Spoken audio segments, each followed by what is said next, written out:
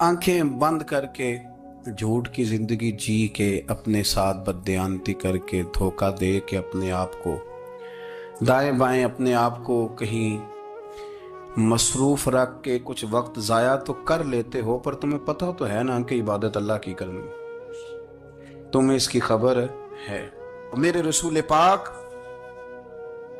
अलैहि वसल्लम ने फरमाया, बंदा अल्लाह के सबसे करीब उस वक्त होता है जब वो सजदे की हालत में होता है। किसके करीब होता है? अल्लाह के सबसे करीब होता है।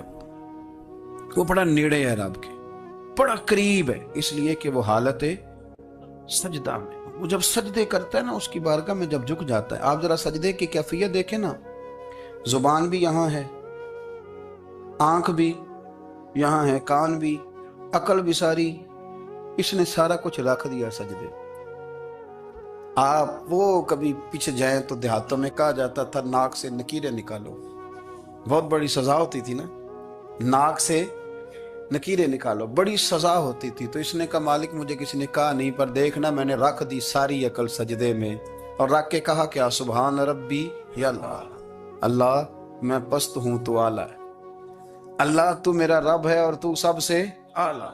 इतना, और फरमाया जब ये इस कैफियत में होता है तो फिर ये अपने रब के करीब होता। मेरे नबी करीम अलैहिस्सलाम ने मुसल्ले से दिल लगाने का दर्स दिया, हुजूर ने तवज्जो दिलाई। सहाबा इस ज़ौक़ के हामिल लोग थे, वो कोशिश करते थे। जनाब सिद्दीक़ अकबर रज़ी अल्लाह ताला अन्हु का इबादत का मिजाज हमेशा कायम रहा। हज़रत उमर फारूक सारी सारी रात अल्लाह के हुजूर खड़े रहे।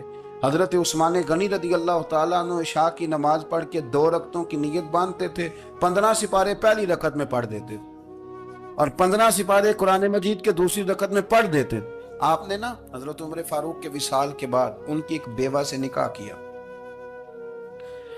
हजरत उस्मान गनी ने निकाह किया। वो खातून आपके निकाह में आई तो अर्ज करने लगी, अमीरुल मोमिनीन, मेरे लिए एजाज तो बहुत है कि मैं अमीरुल मोमिनीन की बेवा थी तो अमीरुल मोमिनीन की मनकूहा हो गई हूँ, लेकिन हुजूर न तो मैं जवान हूँ कि मेरे अंदर रगबत होती और ना मैं अब इस काबिल हूँ कि कोई खिदमत कर सकूं, मेरे साथ निकाह की वजह क्या बनी?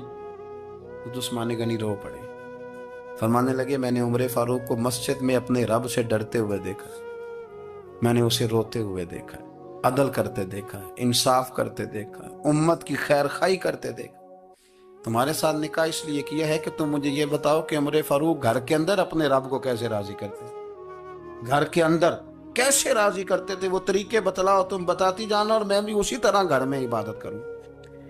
जिस घर में अल्लाह का जिक्र होता है वो घर जिंदों का है, और जिस घर में रब करीम का जिक्र नहीं होता वो घर जिंदों का नहीं है। घर ना हम ना किताबों में पढ़ते हैं कि एक बुजुर्ग कहते हैं, हज़रत फुज़ैल बिन अय्यास कहते हैं कि मैं एक गली से गुजर रहा था तो घर के अंदर किसी कारी सामने कुरान की आयत पढ़ दी, वली मन खाफ मकाम रब्बिही जन्नतान। मैं तो मेरे कानों से टकराई तो अल्लाह ने मेरी काया ही पलट दी, मैं तौबा कर गया। अब घर के अंदर से आवाज आए तो सही ना तिलावत की, पर अंदर से आवाज आती नहीं, या डेक बजने की आवाज आती है, या टीवी चलने की आवाज आती है, या धूम मचाने की आवाज आती है। इबादत का वो जो खास शौक था, वो जो हुस्न था, वो जो तवानाई थी, वो जो बात थी।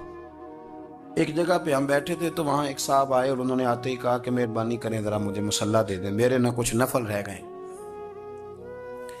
तो मैंने वुजू कर लिया तो कोई मुसल्ला मिल जाए, मुसल्ला उन्हें दे दिया गया। वो मुसल्ला लेके चले गए तो पीछे एक साहब ने तबसरा किया, कहने कितना रियाकार बंदा है, लोगों को दिखा रहा है कि मैं नफल पढ़ता हूँ, है को बात करने वाली। मैंने उसे कहा, मैंने कहा तू मेहरबानी करना, इस तरह की रियाकारी तू भी कर, पकड़ मुसल्ला और जा, तू भी थोड़ी रियाकारी करके आ, उठ जरा शुक्र कर कोई ये रियाकार भी मिला है, कोई नफल पढ़ के रियाकारी कर रहा है। अल्लाह का मैं कहता हूँ को पढ़े तो सही ना यार, ये कोई दौर है नफल पढ़ने का?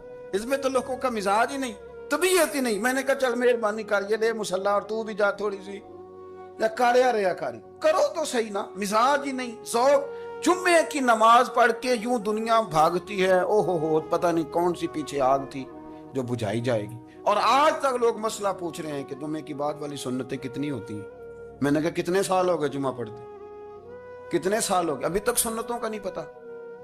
ابھی تک نے علم کے پہلے کتنی رکھتے ہیں اور بعد میں کتنی رکھتے ہیں. فجر کی سنتیں کب پڑھنی چاہیے؟ سنو فجر کی سنتوں کے بارے میں.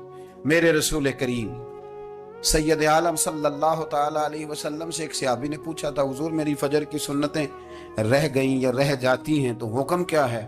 کیا انداز ہے حضور کا. بخاری مسلم کے لفظ سنو. حضور سید عالم صلی اللہ علیہ وسلم فرمانے لگے، اس نے کیا پوچھا تھا؟ حضور جواب کیا دیتے؟ فرمایا فجر کی سنتیں کبھی نہ چھوڑنا، فجر کی پہلی 2 سنتیں کبھی نہ چھوڑنا. یا رسول اللہ صلی اللہ تعالی علیہ وسلم میری رہ گئی ہیں، رہ جاتی ہیں. فرمایا فجر کی 2 سنتیں نہ چھوڑنا. فرمایا فجر کی پہلی 2 سنتیں مجھے دنیا اور دنیا کے اندر جو کچھ ہے وہ سب سے زیادہ پیاری ہے. فجر کی 2 سنتیں دنیا اور دنیا میں جو کچھ ہیں مجھے وہ سب سے زیادہ پیاری ہیں. اس لیے فجر کی سنتیں نہ چھوڑنا. اپنا ذوق، اپنی طبیعت، ہم نے نا ذوق غلط بنا لیا.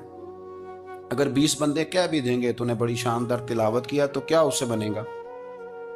100 بندہ کہہ بھی دے تیری کیا بات ہے، کیا بات ہے نعت خاں کی، کیا بات ہے علامہ صاحب کی، پیر صاحب کی، پیر مہر علی شاہ صاحب رحمت اللہ علیہ. آپ تشریف فرما تھے تو آپ کے ایک ہی بیٹے بابو جی جن کو کہا جاتا ہے،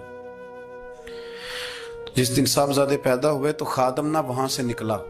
ان لوگوں کے شوق اور طرح کے تھے نا، تو ان کی توجہ بھی اپنے شوق کی طرف رہتی. تو خادم نکلا اندر سے، پیر صاحب مبارک ہو، پیر صاحب مبارک ہو، پیر صاحب مبارک ہو، پیر صاحب مبارک ہو. شور کر رہا ہے تو پیر صاحب کو وجد ہو گیا. اللہ اکبر، اللہ اکبر، اللہ.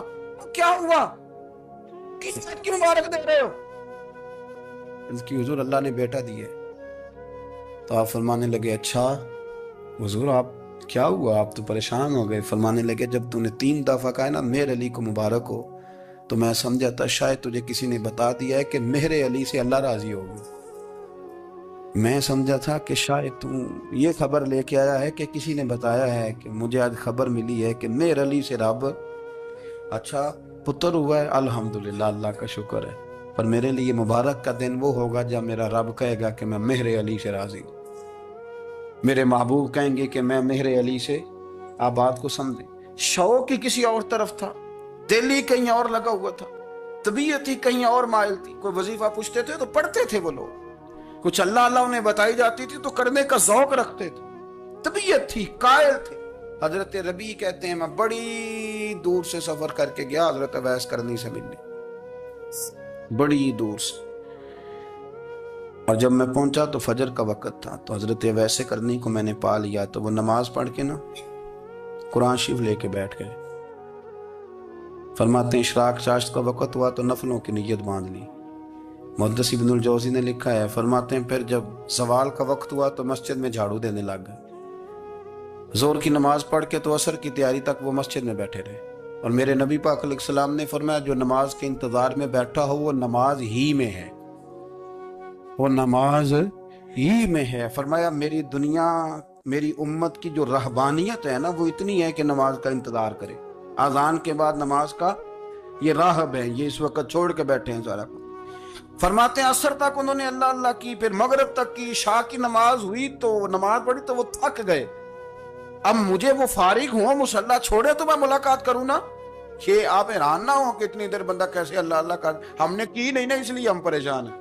جو عادی ہوتے ہیں وہ کر بھی لیتے ہیں. وہ یہ کام، میری بات کی سمجھ آ رہی ہے؟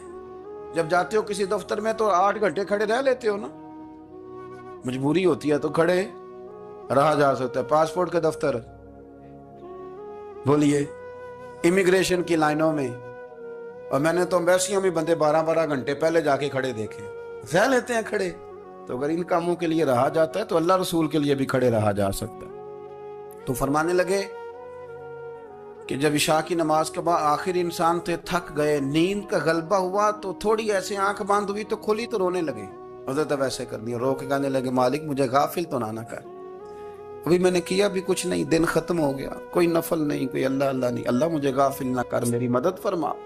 فرماتے ہیں جب وہ روئے تو میرے ساتھ جو شخص تھا میں نے کہا اٹھو چلیں. کہنے لگا حضور ملنا نہیں. فرمایا جو میں لینے آیا تھا وہ مجھے مل گیا ہے، جو میں ان سے سیکھنے آیا تھا وہ مجھے نصیب ہو گیا، اب اور میں نے کیا لینا، ختم ہو گئی بات، اٹھو چلیں.